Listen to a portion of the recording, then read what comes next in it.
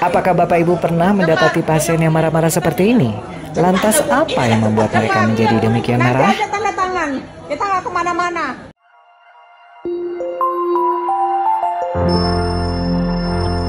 Assalamualaikum warahmatullahi wabarakatuh. Kembali bersama saya Dr. Rusdi. Kali ini dengan topik 4 alasan yang membuat pasien menjadi marah. Seperti kita ketahui, rumah sakit itu adalah tempat yang penuh emosi, baik bagi pasien dan keluarganya maupun bagi petugasnya.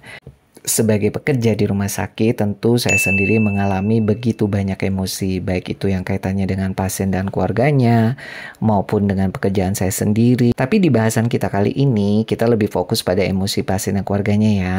Oleh karena itu, tolong saya diizinkan untuk saya berbagi pengalaman saya dalam sudut pandang saya sebagai pasien dan keluarganya. Oke, saya mulai dari pengalaman positif saya ya. Jadi dulu itu saya tuh pernah mengalami sebuah keajaiban, benar-benar sebuah miracle. Saat saya masih muda, saya itu pernah sakit yang antara hidup dan mati. Pokoknya itu nyawa saya benar-benar deh jadi taruhannya. Tapi alhamdulillah berkat profesionalisme dokter, perawat, dan nakes lainnya, saya bisa survive dan terus berkarya sampai sekarang. Tapi tunggu dulu. Saya juga punya pengalaman yang begitu negatif. Waktu itu saya membawa ayah saya ke rumah sakit terbaik. Harapannya sih bisa pulang dalam keadaan sehat. Nyatanya setelah beberapa jam saja di rumah sakit, ayah saya tuh meninggal dunia. Padahal saat saya bawa, ayah saya tuh masih bisa jalan, sempat pakai baju rapi, cuma agak sesek. Jadi waktu itu saya benar-benar terpukul, kaget. Tapi kemudian waktu yang menyembuhkan saya, sampai akhirnya saya putuskan lebih komitmen terhadap keselamatan pasien ya. Oke, sekarang Bapak Ibu sudah tahu ada ya namanya emosi positif dan juga negatif. Tapi bahasan kita kali ini lebih fokus pada emosi yang negatif. Apa sih sebenarnya emosi negatif itu? Yaitu sekumpulan perasaan yang membuat kita itu jadi nggak nyaman, ngerasa stres, pengen marah, bahkan juga bisa frustasi. Yang mana itu bisa menghampiri siapa aja, termasuk menghampiri pasien dan keluarganya maupun petugas kesehatannya. Dan emosi itu nggak mengenal usia, pendidikan, status sosial, semua orang bisa kena. Masalahnya untuk keberhasilan terapi itu dibutuhkan hubungan baik. Namun sepertinya hal itu jadi sulit kalau ada emosi negatif menghampiri baik pasien keluarganya maupun kita tenaga profesionalismenya. Begitu pentingnya masalah emosi ini hingga ada suatu penelitian mengenai peran emosi terhadap keselamatan pasien. Sebuah penelitian hasil review literatur dan jurnal internasional dari UK dan Australia. Penelitian tersebut juga menyampaikan bahwa ternyata dokter juga bisa menjadi penyebab utama buruknya hubungan dengan pasien loh. Bila dokter dalam kondisi yang negatif, stres, kurang konsentrasi, penuh amarah, sangat mungkin bisa nular ke pasiennya. Mereka juga akan berespon yang sama dan sayang sekali justru akan memperburuk kondisi kesehatan mereka. Nah, makanya seperti disampaikan oleh Randy Pauss, ini seorang profesor yang sangat inspiratif dan terkenal di Amerika. Beliau itu menyampaikan, put on your oxygen mask before assisting others. Gampangnya itu seperti ini loh pesannya. Kalau mau nolong orang lain harus dipastikan kita ini sehat terlebih dahulu, sehingga pertolongan kita itu bisa jadi lebih efektif. Ya, sehat jiwa dan raganya. Jadi kalau misal kita mengalami burnout, ya diminta bernafas dulu, pasang maskernya, lalu pastikan kita ini udah lebih baik. Ya saya ngerti kok, kenyataannya kan gak segampang itu ya. Siapa juga yang mau peduliin kita. Tapi saya peduli kok Bapak Ibu. Saya sangat-sangat peduli. Lalu yang menjadi pertanyaannya sekarang, apa sih dampak emosi negatif itu pada kualitas layanan kita? Yang pertama, emosi negatif itu berpengaruh pada keselamatan pasien. Semakin negatif, semakin besar kemungkinan terjadinya kesalahan medis atau medical error. Jadi bisa mempengaruhi keputusan klinis dan juga kepuasan pasien. Yang kedua, emosi negatif itu juga berpengaruh terhadap pilihan sikap profesional ketika menghadapi situasi klinis. Coba bayangkan, bila kita itu nggak punya motivasi, nggak bersemangat, merasa seperti robot, tentu cenderung nggak ada inovasi, malas kolaborasi, kurang interaksi, sehingga akhirnya juga nggak akan optimal outcome-nya ya. Dan yang ketiga, emosi emosi negatif itu bisa berpengaruh terhadap kepatuhan pasien dan keluarganya terhadap perawatan dan pengobatan. Padahal keberhasilan terapi itu juga sangat dipengaruhi oleh keterlibatan positif mereka. Semakin tidak compliant, semakin bersikap masa bodoh, apalagi nggak ada trust kepada dokternya, ya maka semua akan sia-sia. Tentu saja kondisi ini nggak boleh dibiarin, harus ada strateginya. Namun tidak akan bisa tuntas kalau kita itu nggak mengetahui apa yang mungkin bisa menyebabkan pasien menjadi demikian marah. Bukankah pelayanan kita itu memang pelayanan yang berfokus pada pasiennya? Nah, meskipun kadang kita sendiri pun penuh luka. Ups. Ya memang berat ya kerjaan kita ya, pekerjaan mulia ini. Semoga Allah beri banyak kemudahan. Amin. Nah, untuk mengetahui alasannya, ada baiknya juga kita belajar dari contoh-contoh kejadian di lapangan. Namun sekali lagi ini tujuannya untuk pembelajaran ya, bukan mengkritisi institusi apalagi individunya.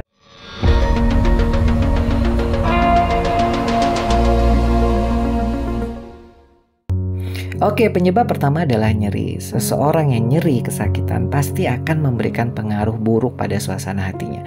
Semakin lama durasinya, semakin kronis ya, semakin jelek moodnya. Coba bayangin, semisal kita lagi sakit gigi, rasanya ya ampun, udah kayak mau nangis, mau kesel, bahkan sampai mau mukul orang.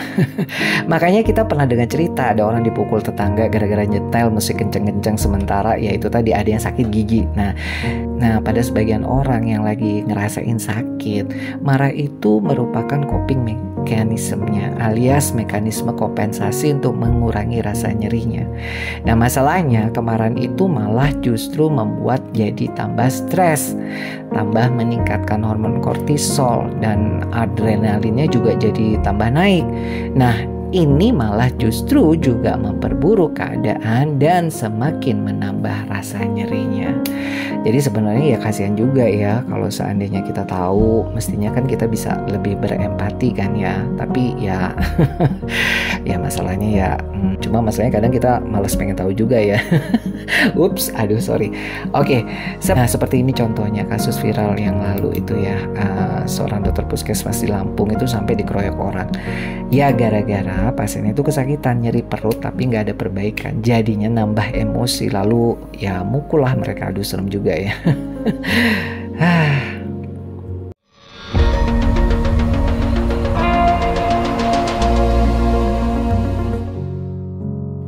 Oke, yang kedua, penyebab mereka marah-marah itu adalah adanya ketakutan dan kekhawatiran. Siapa sih yang mau sakit? Nggak ada kan? Apalagi harus sampai diopname. Bahkan buat sebagian orang dengar kata harus rawat inap aja udah bisa panas dingin.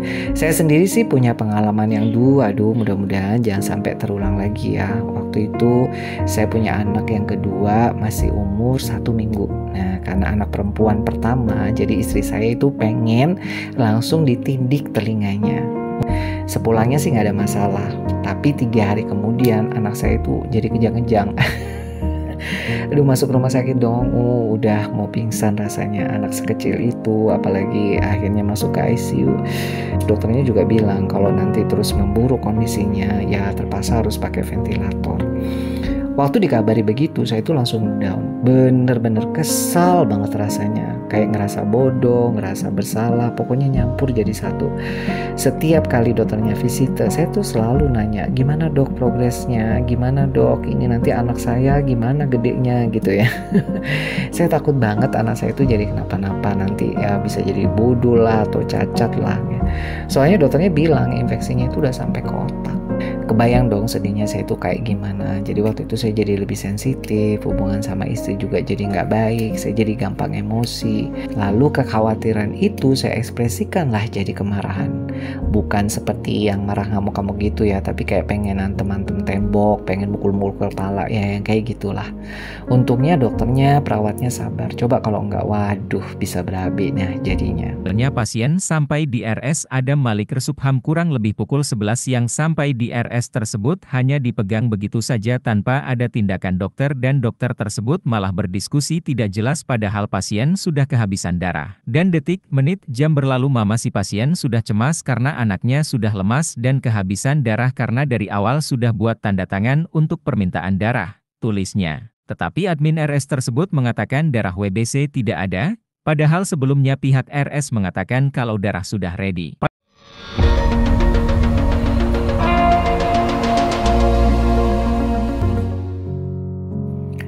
Oke, yang ketiga alasan marah itu ya karena nggak didengar atau diperhatikan. Rumah sakit itu kan mestinya suasananya itu kalem ya, nggak berisik supaya bisa istirahat.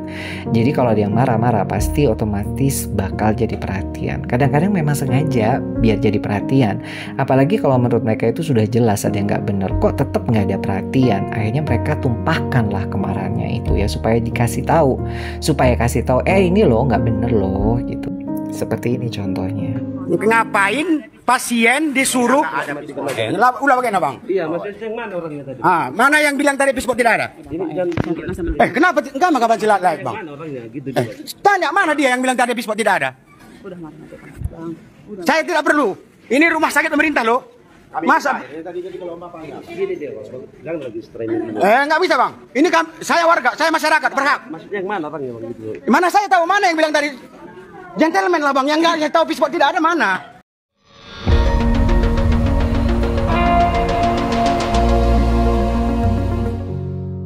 Dan yang terakhir penyebabnya adalah karena kondisi medis atau masalah kejiwaan. Memang ada kondisi metabolisme tubuh yang kalau terganggu itu sehingga akhirnya menyebabkan ia memiliki masalah dengan kontrol emosinya. Demikian juga pada orang-orang yang punya masalah mental hingga gangguan jiwa. Seperti contohnya tuh pasien yang di stop tuh pakai heroin. Nah, itu bisa mereka itu ngamuk-ngamuk gak jelas, atau mereka yang juga depresi berat itu bisa sangat-sangat gelisah, nggak bisa diam dan mudah sekali tersinggung. Makanya penting banget ya untuk kita itu memastikan apa sih penyebabnya kalau pasien tuh yang tiba-tiba datang dengan kondisi marah-marah gak jelas gitu ya. Bisa jadi alasan mendasarinya itu karena kondisi medis atau masalah kejiwaan. Berat juga ya tugas kita ini. Ya Allah. Minimal sehari sekali karena tinggi-tinggi tensinya.